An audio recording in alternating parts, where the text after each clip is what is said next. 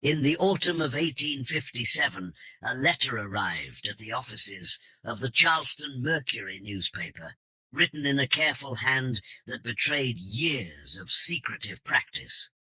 The sender identified herself only as Ems Washington, claiming to possess knowledge of events that had transpired on a plantation in the remote corners of Beaufort County, South Carolina. The editor, William Morrison, initially dismissed the correspondence as another abolitionist fabrication, but certain details mentioned in the letter, specific geographical markers, family names, and dates, compelled him to investigate further.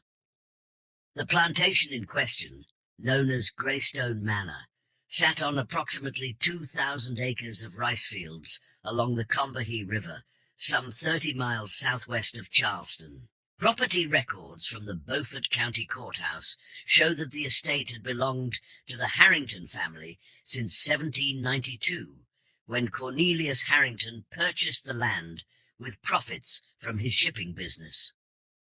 By the 1850s, the plantation was under the management of his grandson, Edmund Harrington, a man described in local society pages as reclusive and methodical in his business dealings.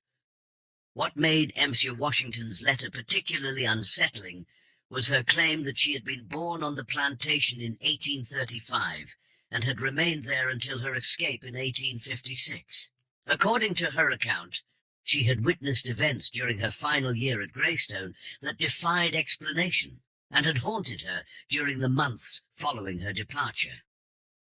The letter mentioned specific locations on the property: a root cellar beneath the main house, a series of quarters built unusually far from the working fields, and what she described as the silent house, positioned at the edge of the cypress swamp. Morrison's investigation began with a review of county records. The 1850 census listed Edmund Harrington as the owner of 63 enslaved individuals, a number that seemed modest for a plantation of Greystone's size.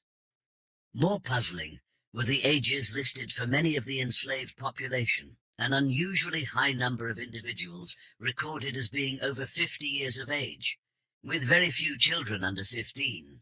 This demographic distribution differed markedly from neighboring plantations, where younger populations typically predominated due to natural increase and the economic advantages of raising children to working age. Church records from St. Helena's Parish provided additional anomalies. While most plantation owners in the region maintained careful records of births, deaths, and baptisms among their enslaved population, both for inventory purposes and religious obligations, the Harrington entries showed significant gaps.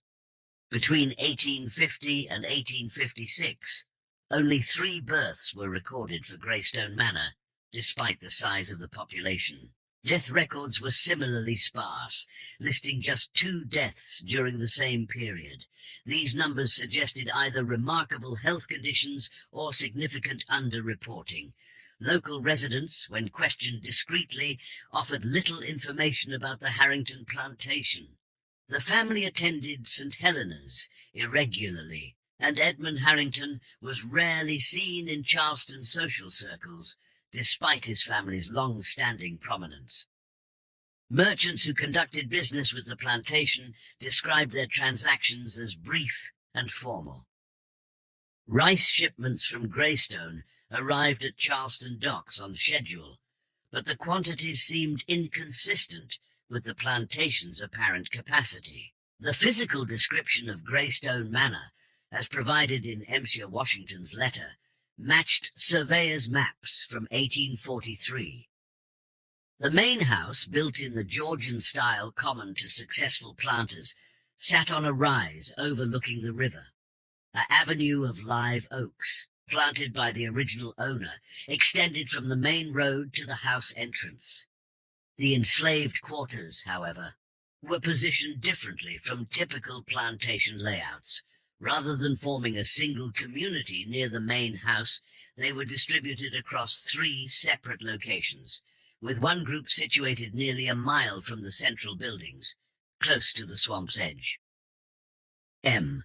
Washington's letter described her final months at Greystone with precise detail that suggested genuine familiarity with the property. She mentioned the sound of the rice mill wheel, which operated only during specific tidal conditions. She referenced the pattern of work bells, 5 strikes at dawn, 3 at midday, 4 at evening, a system that corresponded to no standard plantation schedule documented in agricultural guides of the period. Most significantly, she described the basement of the main house, accessible through a door hidden behind a false wall in the kitchen pantry, a feature that would have been known only to those with intimate access to the building's interior. The events that M. Seaborn Washington claimed to have witnessed began, according to her account, in late 1855. She described the arrival of a group of individuals who were housed in the remote quarters near the swamp. These newcomers, she wrote, were never seen working in the rice fields or participating in the usual activities of plantation life. Their quarters were visited regularly by Edmund Harrington himself, an unusual practice, as most plantation owners delegated such supervision to overseers or trusted enslaved individuals. What disturbed Monsieur Washington most profoundly was the silence that surrounded these new arrivals. In her letter, she described the typical sounds of plantation life, conversations carried on evening breezes, children's voices, songs that accompanied various forms of work. The quarters near the swamp, she wrote, remained consistently quiet, even during hours when some activity would be expected. When she attempted to approach this area during her regular duties, she found her path blocked by other enslaved individuals who redirected her away without explanation. The silent house that M. Washington mentioned in her letter appeared to be a structure separate from both the main house and the enslaved quarters. Her description placed it at the intersection of 2 paths, one leading to the swamp and another toward an abandoned section of rice fields. She wrote that the building appeared to be maintained despite its isolation, with evidence of regular cleaning and repair. Windows remained covered with heavy cloth, and the single door was consistently locked. She never observed anyone entering or leaving the structure during daylight hours. During the winter of 1855 to 1856, Monsieur Washington reported changes in the plantation's routine. Edmund Harrington began making more frequent visits to Charleston, sometimes remaining in the city for several days. During his absences, the plantation fell under the supervision of Thomas Mills, an overseer who had worked at Greystone for over a decade. Mills, according to Monsieur Washington's account, seemed uncomfortable with his temporary authority and restricted movement around the property more severely than usual. The most significant incident described in Nem. Washington's letter occurred during a February night in 1856. She reported being awakened by sounds that seemed to come from beneath the main house, what she described as voices speaking in urgent, whispered tones. Her quarters were located in the main cluster of buildings, close enough to the main house that sounds from the basement level might carry, particularly on still nights when normal daytime noises had ceased. Monsieur Washington wrote that she crept from her quarters and approached the main house, moving carefully to avoid detection. The sounds, she claimed, were coming from the hidden basement room she had observed during her duties in the main house. Through a small window at ground level, partially concealed by foundation plantings, she claimed to have seen lamplight and moving figures. The voices, though muffled by stone walls and wooden floors, seemed to involve multiple individuals engaged in what sounded like instruction or recitation. What she reported seeing through that window would later form the most disturbing portion of her testimony. Washington claimed to have observed approximately 8 to 10 individuals seated in a circle within the basement room. The participants appeared to include both Edmund Harrington and several individuals she did not recognize, men and women whose clothing suggested they were not residents of the plantation. In the center of the circle, she wrote, lay what appeared to be documents or books, though she could not discern their specific content from her limited vantage point. The gathering, according to Monsieur Washington's account, continued for several hours. Participants took turns speaking, though their words were too muffled for her to understand. At various points, individuals would stand and move to different positions within the room, suggesting some form of structured activity or ritual. The session concluded near dawn, with participants extinguishing lamps and departing through what Monsieur Washington assumed was an interior entrance to the basement, as she observed no one leaving the main house through exterior doors. Following this incident, Monsieur Washington reported additional changes in the plantation's atmosphere. The individuals housed in the remote quarters near the swamp began to disappear, not all at once, but gradually over the course of several weeks. She noticed their absence when meal distributions, which she helped prepare, required fewer portions. When she inquired about the missing individuals, other enslaved people responded with silence or redirection to other topics. The final event that M. Washington described in her letter occurred in early spring of 1856. She reported discovering, in a section of the rice fields that had been left fallow, what appeared to be recently disturbed soil. The area, approximately 20 feet square, showed evidence of digging and refilling, though no crops had been planted there. The soil's texture and colour differed from the surrounding field, suggesting that earth had been removed and replaced. Nearby, she found several items that seemed out of place: fragments of cloth, a metal button, and what she described as hair that had been cut, not torn. These discoveries prompted Monsieur Washington's decision to escape from Greystone Manor. Her letter described a carefully planned departure that took advantage of her familiarity with local waterways and her connections with enslaved individuals on neighboring plantations. She wrote that her escape route followed paths through the cypress swamp, eventually reaching the Combahee River, where she secured passage on a vessel bound for Charleston. M. Washington's letter concluded with her assertion that the events at Greystone Manor represented something far more disturbing than typical plantation cruelties. She claimed that Edmund Harrington and his associates were engaged in activities that went beyond economic exploitation, involving what she termed experiments upon human souls.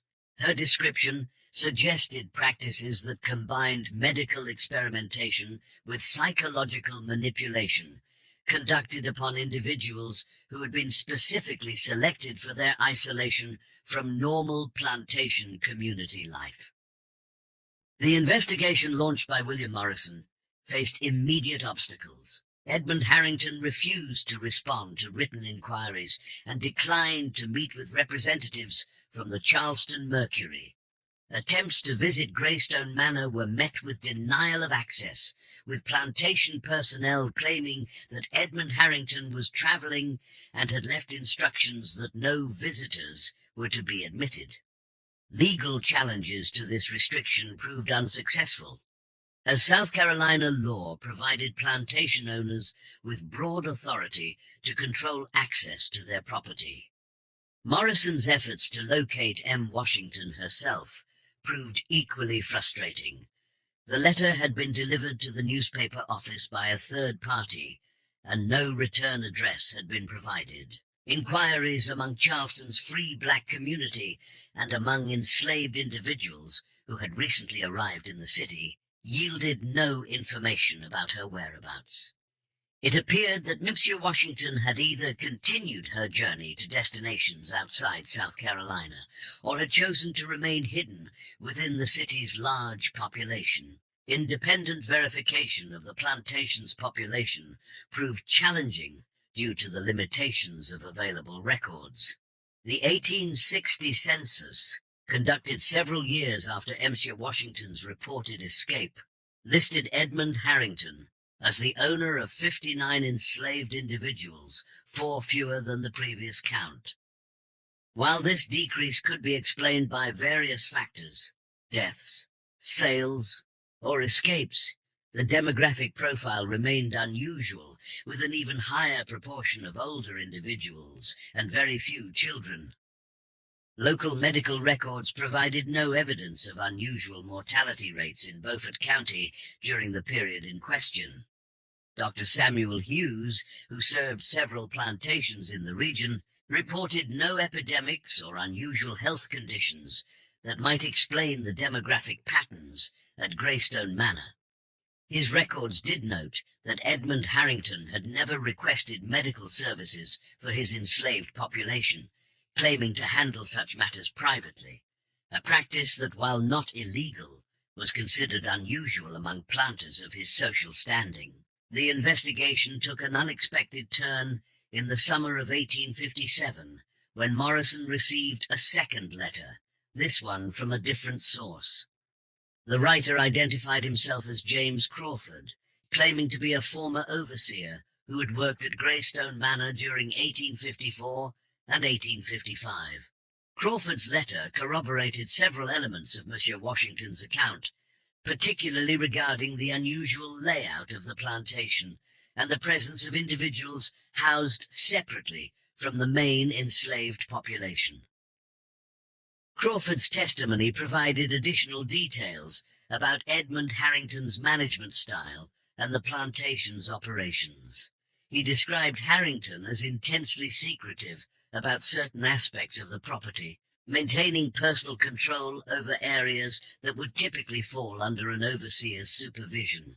The remote quarters near the swamp, Crawford wrote, were explicitly off-limits to him, with Harrington claiming that these individuals required special supervision due to unspecified health conditions.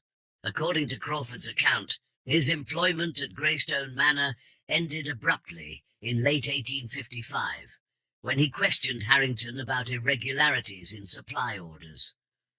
Crawford had noticed requests for materials that seemed inconsistent with normal plantation operations, medical instruments, chemicals typically used in preservation processes, and quantities of lime that exceeded what would be needed for agricultural purposes. When Crawford raised these concerns, Harrington dismissed him immediately and escorted him from the property personally. Crawford's letter also mentioned the basement room beneath the main house, describing it as Edmund Harrington's private study and laboratory. Crawford claimed to have observed scientific instruments and books on medical subjects during his limited visits to the main house. He described Harrington as remarkably well educated for a planter, with particular interest in anatomy and what Crawford termed the workings of the human mind. The convergence of these two accounts prompted Morrison to expand his investigation beyond Greystone Manor itself. Research into Edmund Harrington's background revealed an unusual educational history. Unlike most planters' sons, who typically attended South Carolina College or similar institutions focused on classical education and agricultural management, Harrington had spent several years in Philadelphia studying at medical schools and reportedly working with physicians who specialized in mental ailments. Records from Philadelphia's medical community show that Edmund Harrington had attended lectures at Jefferson Medical College during 1848 and 1849. His areas of study included anatomy, physiology, and what was then termed alienism, the treatment of mental disorders. Several professors recalled him as an intelligent but obsessive student who showed particular interest in experimental approaches to understanding human behavior and consciousness. Dr. Richard Whitman, who had instructed Harrington in anatomical studies, described him in a letter to Morrison as brilliant but disturbed in his applications of medical knowledge. Whitman noted that Harrington had proposed research projects that the medical faculty considered ethically questionable, involving experiments on human subjects that would not be acceptable under any circumstances. When his proposals were rejected, Harrington left Philadelphia abruptly, without completing his medical degree. This educational background provided a potential explanation for the activities described in the letters from M. Washington and James Crawford.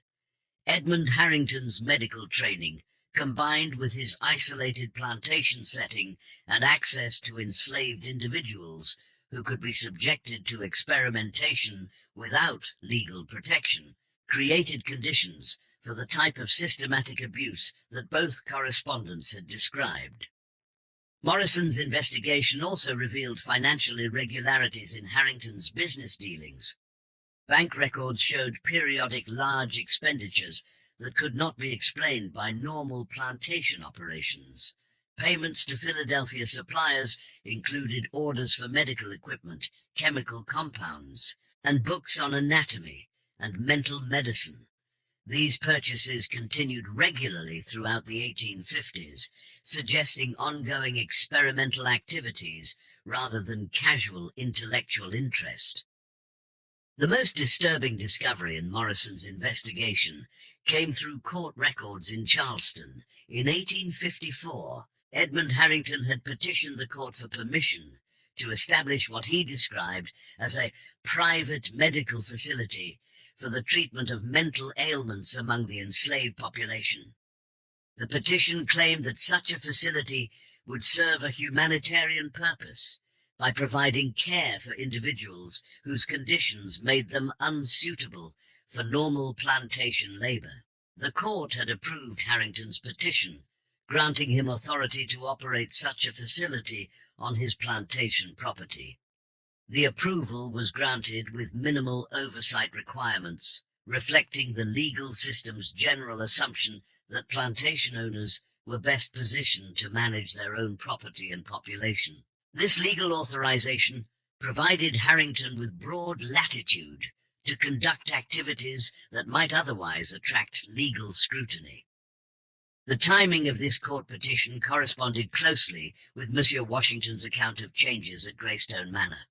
Her letter described the arrival of individuals who were housed separately and treated differently from the general enslaved population, beginning in approximately 1855. The court records suggested that these individuals may have been specifically selected for Harrington's experimental medical program. Further investigation revealed that Edmund Harrington had connections with other individuals who shared his interests in experimental medicine. Correspondence recovered from a Philadelphia medical supply company showed regular communication between Harrington and Dr. Marcus Webb, a physician who had been expelled from Jefferson Medical College for conducting unauthorized experiments on patients at Philadelphia General Hospital. Webb's dismissal had resulted from discoveries that he had been performing surgical procedures on indigent patients without their knowledge or consent, ostensibly to test new medical theories. Letters between Harrington and Webb, obtained through the medical supply company's records, discussed what they termed opportunities for advancing medical knowledge through systematic observation of human subjects under controlled conditions. The correspondence made specific reference to Greystone Manor as an ideal location for such work, given its isolation and Harrington's legal authority over his enslaved population. These letters also referenced visits that Webb made to Greystone Manor during 1855 and 1856, timing that coincided with Monsieur Washington's account of strangers participating in gatherings in the basement of the main house. Webb's presence at the plantation would explain the involvement of individuals with medical training in whatever activities were being conducted there. The investigation reached a critical juncture in the autumn of 1857, when Morrison received information about the current status of Greystone Manor. A contact within the Beaufort County Courthouse reported that Edmund Harrington had filed papers to sell the plantation and relocate to Louisiana. The sale was being handled with unusual haste, and Harrington had reportedly already departed South Carolina, leaving the property under the management of a Charleston law firm. Morrison's attempt to visit the abandoned plantation finally succeeded in October 1857. Accompanied by a photographer and a physician, he was able to gain access to Greystone Manor through the cooperation of the legal firm handling the sale. What they discovered provided physical evidence that corroborated many of the claims made in the letters from M. Washington and James Crawford.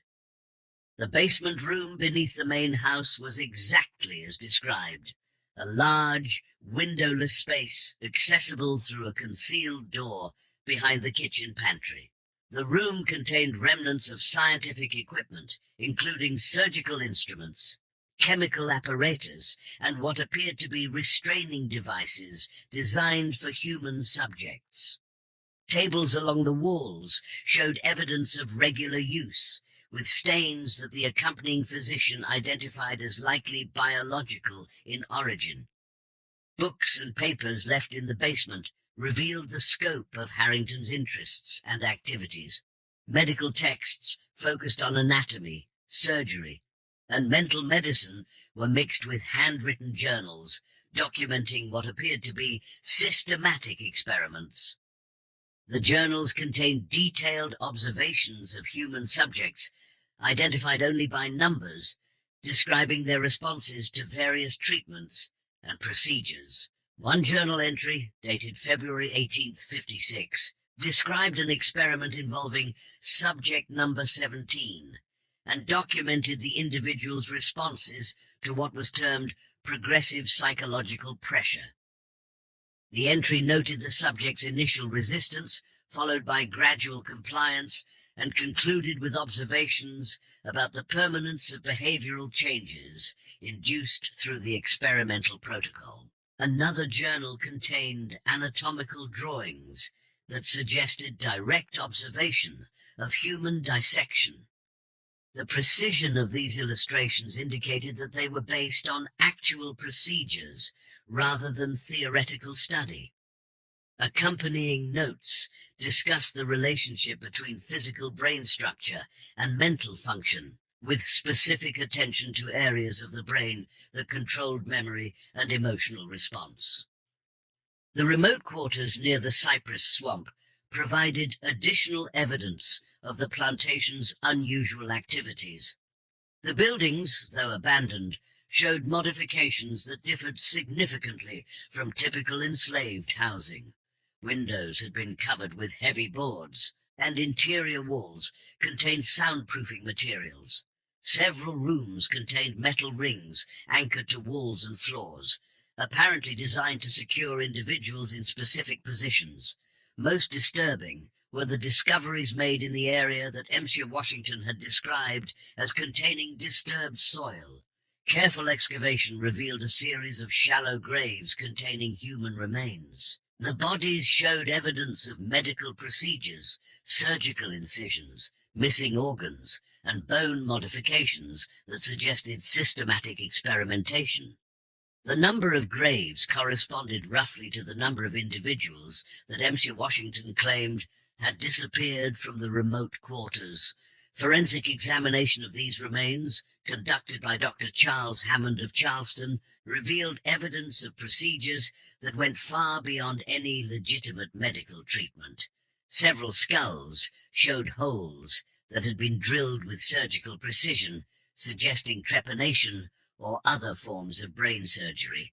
Bones displayed cut marks consistent with dissection, and the arrangement of remains suggested that bodies had been systematically dismembered for anatomical study.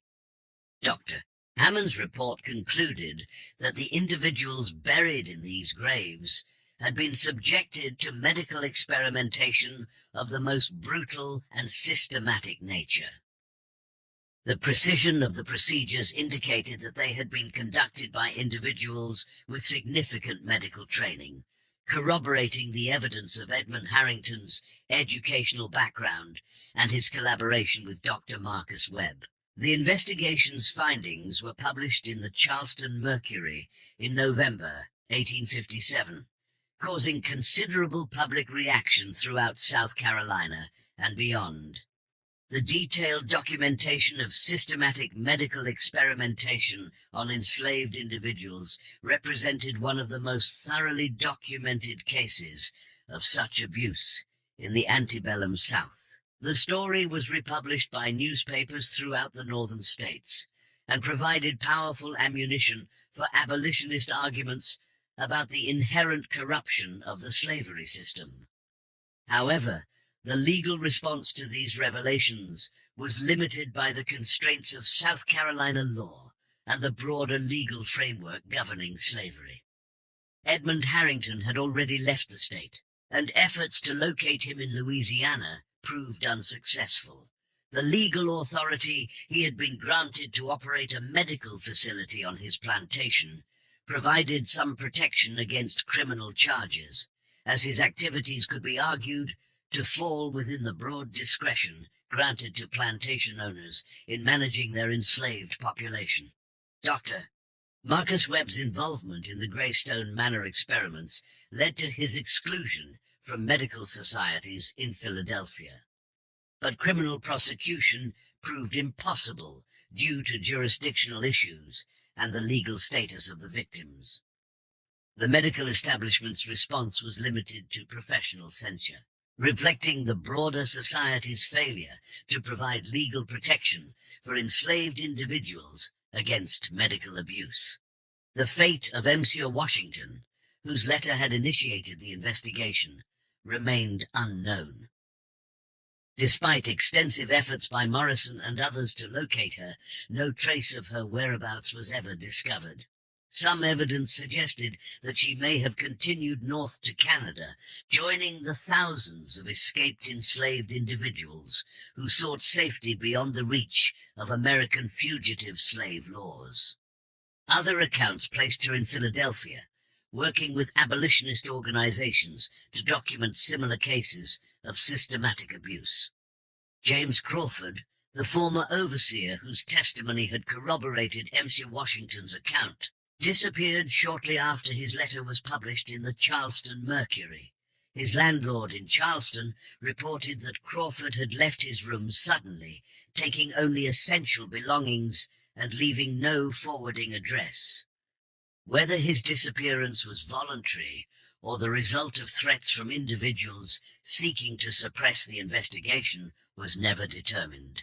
The physical evidence recovered from Greystone Manor was preserved by the Charleston Medical Society, which recognized the historical significance of the documentation despite the horrific circumstances of its creation.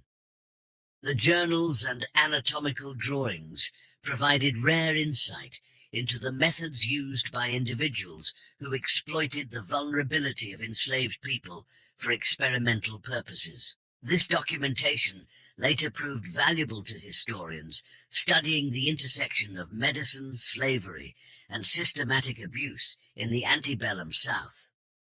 The Greystone Manor case also revealed the broader network of individuals who were engaged in similar activities throughout the South.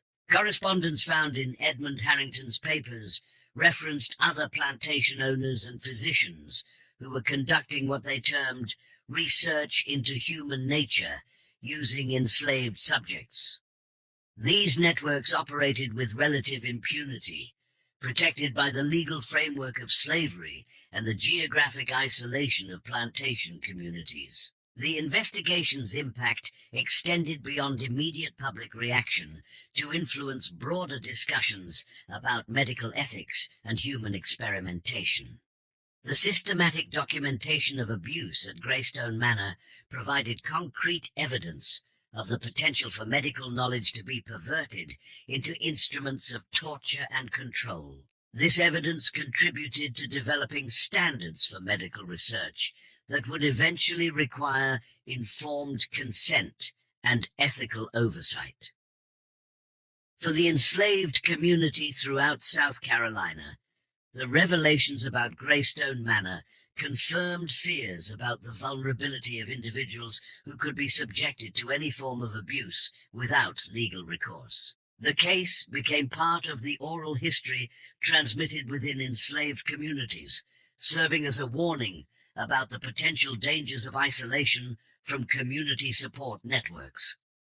The broader historical significance of the Greystone Manor case lies in its documentation of the extreme forms that systematic dehumanization could take within the slavery system. The combination of legal authority, medical knowledge, and racial ideology created conditions that allowed Edmund Harrington and his associates to pursue their experimental interests without meaningful constraint. The case illustrated how the fundamental denial of human rights inherent in slavery could enable forms of abuse that went far beyond economic exploitation. Research conducted decades later would reveal that the Greystone Manor case was not unique. Similar instances of medical experimentation on enslaved individuals occurred throughout the antebellum South, though few were as thoroughly documented as Edmund Harrington's activities.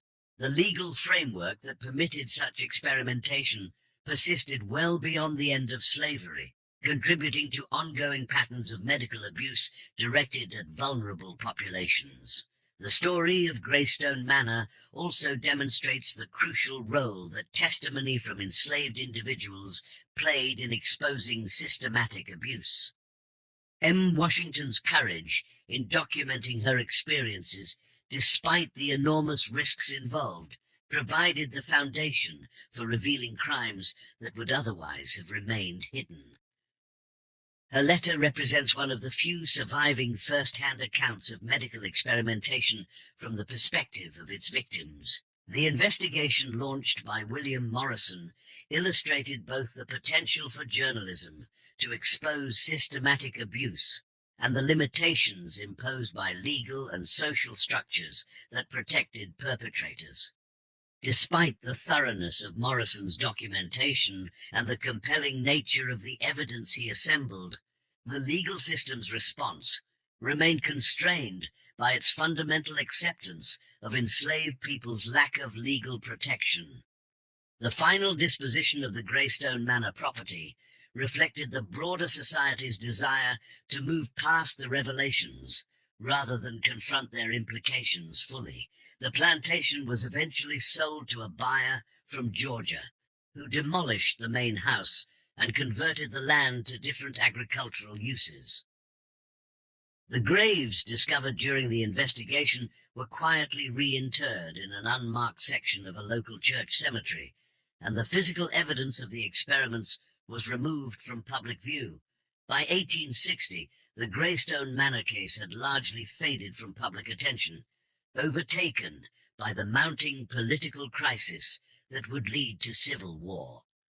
The issues raised by the investigation, questions about medical ethics, human experimentation, and the systematic abuse of vulnerable populations, would not receive sustained attention until much later in American history. The documentation preserved from Greystone Manor remained in the archives of the Charleston Medical Society until the facility was damaged during the Civil War. Most of the papers were lost, though some fragments survived and were eventually transferred to the South Carolina Historical Society. These remaining documents continue to provide evidence of one of the most thoroughly documented cases of systematic medical abuse in American history. The legacy of M.C. Washington's courage in exposing the crimes at Greystone Manor extends beyond the immediate impact of her testimony. Her willingness to document systematic abuse, despite the enormous personal risks involved, established a precedent for survivors of medical experimentation who would later come forward with their own accounts. The letter that initiated the investigation stands as a testament to the power of individual testimony to challenge institutional abuse and demand accountability. The broader historical context of the Greystone Manor case illustrates how the systematic denial of human rights creates conditions that enable extreme forms of abuse. The legal framework of slavery combined with the isolation of plantation communities and the emerging field of experimental medicine, provided Edmund Harrington with unprecedented opportunities to exploit human subjects for his research interests. The case demonstrates how quickly medical knowledge can be perverted into instruments of torture when ethical constraints are absent and victims lack legal protection. The investigation conducted by William Morrison also revealed the limitations of contemporary institutions in responding to systematic abuse. Despite the compelling evidence assembled through his research, the legal and medical establishments proved unable or unwilling to pursue meaningful accountability for the crimes committed at Greystone Manor. This failure reflected broader patterns of institutional complicity in maintaining systems that enabled systematic abuse of vulnerable populations. The story of Greystone Manor concludes without resolution for its victims or meaningful accountability for its perpetrators. Edmund Harrington disappeared into the anonymity of the expanding American frontier, carrying his medical knowledge and experimental methods to new locations where similar opportunities for abuse might present themselves. The individuals who suffered under his experimental protocols were denied justice, their experiences documented only in the clinical observations recorded in Harrington's journals. M. Washington's fate remains unknown, though her impact on exposing systematic abuse cannot be measured solely by the immediate response to her testimony. Her detailed documentation of the crimes at Greystone Manor preserved evidence that would otherwise have been lost, contributing to historical understanding of the extreme forms that medical abuse could take within the slavery system. The courage she demonstrated in coming forward with her account, despite the enormous risks involved, established an example for other survivors of systematic abuse. The cypress swamps around the former location of Greystone Manor continue to hold their secrets, marked only by the occasional foundation stones and the unmarked graves of those who died under Edmund Harrington's experimental protocols. The silence that Monsieur Washington described as characteristic of the plantation's final years has returned, broken only by the natural sounds of wind through Spanish moss and water moving slowly through ancient channels toward the sea.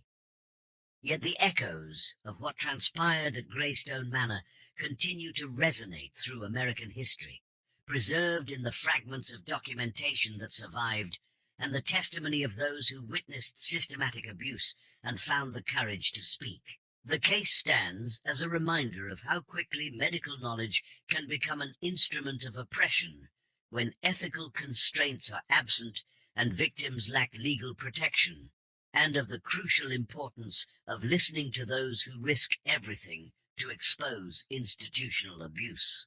The most disturbing aspect of the Greystone Manor case may not be the specific cruelties that were documented, but rather the systematic nature of the abuse and the ease with which it was enabled by existing legal and social structures.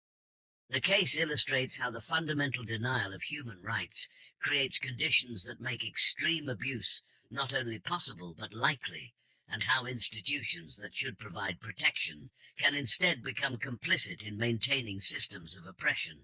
Today, the location where Greystone Manor once stood is marked only by a historical society sign that makes no mention of Edmund Harrington's experimental activities or the individuals who suffered under his protocols. The official narrative speaks of rice cultivation and antebellum architecture maintaining the silence that M. Washington risked her life to break more than 150 years ago. But for those who know the full story, the landscape itself serves as a memorial to the victims whose names were replaced by numbers in Edmund Harrington's journals, whose bodies were subjected to systematic experimentation, and whose experiences were documented only as clinical observations in the service of perverted medical research. Their stories survive in the testimony of Monsieur Washington and the investigation conducted by William Morrison, preserved against the forces of historical amnesia that would prefer to forget the extreme forms that systematic dehumanization can take. The true legacy of the Greystone Manor case lies not in the specific crimes that were documented, but in the demonstration of how individual courage can challenge institutional abuse and demand accountability, even under the most dangerous circumstances. Monsieur Washington's letter stands as evidence that even within systems designed to deny human dignity and agency, individuals can find ways to resist and expose systematic abuse, creating records that preserve truth against attempts at historical revision. The sound that still echoes from the cypress swamps around Greystone Manor is not the silence that Edmund Harrington sought to maintain, but the voice of Washington breaking that silence to demand that the world bear witness to crimes committed in the name of medical knowledge. Her testimony continues to challenge us to recognize and resist the systematic abuse of vulnerable populations, and to ensure that the courage of those who speak out against institutional oppression is not forgotten by history. In the decades that followed the Civil War, sporadic reports emerged from Louisiana suggesting that Edmund Harrington had established a new medical practice in the remote parishes along the Mississippi River. These accounts, though never officially verified, described similar patterns of disappearances and unusual medical activities among the freedmen population. Local authorities showed little interest in investigating these reports, reflecting the broader society's reluctance to confront the systematic abuse that had characterized the slavery era. Dr. Marcus Webb's fate proved equally elusive. Philadelphia medical records indicate that he left the city shortly after the Greystone Manor investigation was published, reportedly traveling west to territories where medical licensing requirements were less stringent. His name appeared occasionally in frontier newspaper accounts describing unusual medical practices, but no formal investigation was ever conducted into his post-Greystone activities. The legal precedents established by the Greystone Manor case influenced medical ethics discussions for decades, though meaningful reforms were slow to develop. The case was cited in early efforts to establish standards for medical experimentation, particularly regarding the necessity of patient consent and the prohibition of procedures conducted solely for research purposes. However, these discussions remained largely academic until the 20th century brought renewed attention to medical ethics and human rights. James Crawford's disappearance remained unexplained until 1892, when a death certificate was discovered in New Orleans, listing an individual of that name who had died in a charity hospital. The certificate noted that the deceased had been suffering from what physicians described as nervous exhaustion, and had repeatedly spoken of witnessing events too disturbing to forget. Whether this was the same James Crawford who had worked at Greystone Manor was never conclusively determined. The Charleston Medical Society's archives, containing the preserved evidence from Greystone Manor, were accessed occasionally by researchers studying the history of medical abuse. These investigations, conducted primarily in the early 20th century, confirmed the systematic nature of Harrington's experiments and identified connections to similar cases throughout the antebellum South. The documentation proved crucial in establishing patterns of medical exploitation that extended far beyond individual plantation settings. Monsieur Washington's ultimate fate remained the investigation's greatest mystery. In 1903, a researcher studying Underground Railroad records claimed to have found evidence that a woman matching her description had reached Canada and lived under an assumed name until her death in 1898. According to these records, she had continued to document cases of systematic abuse throughout her life, contributing to the growing body of testimony from slavery survivors. The physical location of Greystone Manor underwent multiple transformations as successive owners attempted to distance the property from its disturbing history. The original foundations were eventually covered by new construction, and the cypress swamp was partially drained for agricultural development. Yet local residents continued to report unusual sounds and disturbances in the area, leading to persistent stories about the plantation's haunted legacy. Modern archaeological surveys of the former Greystone Manor site, conducted in the 1970s as part of a broader study of plantation archaeology, uncovered additional evidence of the systematic abuse that had occurred there. Soil analysis confirmed the presence of chemical compounds consistent with the preservation methods described in Harrington's journals, while ground-penetrating radar revealed structural anomalies suggesting additional burial sites beyond those discovered in the original investigation. The broader historical significance of the Greystone Manor case was finally recognized in 1987, when the site was designated as a place of historical significance by the South Carolina Historical Commission. The designation acknowledged the importance of preserving evidence of systematic medical abuse while honoring the courage of those who had exposed these crimes. A small memorial was erected bearing only the inscription, "In memory of those who suffered here, and in honor of those who spoke for them." Research conducted in the 21st century has placed the Greystone Manor case within the broader context of medical experimentation conducted on enslaved and other vulnerable populations throughout American history. These studies have identified similar patterns of abuse extending well into the 20th century, demonstrating how the dehumanization documented at Greystone Manor established precedents for ongoing systematic exploitation. The testimony of Monsieur Washington stands as one of the most detailed first-person accounts of medical experimentation from the slavery era. Her precise documentation of events, her careful attention to physical details, and her courage in coming forward despite enormous personal risk created a historical record that continues to inform our understanding of systematic abuse and resistance. Her letter represents not only evidence of specific crimes, but also a testament to the power of individual testimony to challenge institutional oppression. The investigation conducted by William Morrison demonstrated both the potential for journalism to expose systematic abuse and the importance of preserving evidence against attempts at historical revision.